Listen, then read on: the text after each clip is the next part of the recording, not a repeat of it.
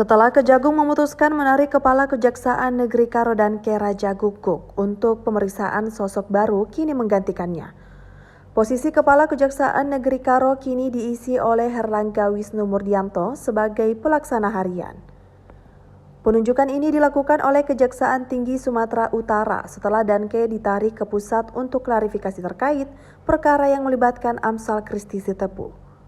Sebelumnya, Herlangga menjabat sebagai pelaksana harian Kepala Kejaksaan Negeri Padang, Lawas sejak Januari 2026 dan juga bertugas sebagai koordinator bidang intelijen di Kejati Sumatera Utara. Pengalaman tersebut menjadi bekal dalam menangani situasi yang sedang menjadi perhatian publik. Yang menarik perhatian dari laporan harta kekayaannya, Herlangga tidak memiliki kendaraan pribadi baik itu mobil atau motor. Berdasarkan laporan harta kekayaan yang disampaikan ke Komisi Pemberantasan Korupsi, pada 4 Maret 2026, total kekayaan Herlangga tercatat sekitar 5,33 miliar rupiah, didominasi aset tanah dan bangunan di Jakarta Selatan serta kas. Tidak tercatat kepemilikan kendaraan, surat berharga maupun utang. Selain dan Keraja Guguk yang ditarik ke Kejagung, Kasipitsus Reinhard Harvey, Sembiring dan sejumlah jaksa yang berkaitan dalam penanganan kasus Amsal Sitepu ikut diperiksa. Kasus yang menjadi sorotan berawal dari dugaan korupsi proyek video profil desa yang menjerat Amsal Sitepu. Namun pengadilan memutuskan bahwa terdakwa tidak terbukti bersalah dan membebaskan dari seluruh dakwaan.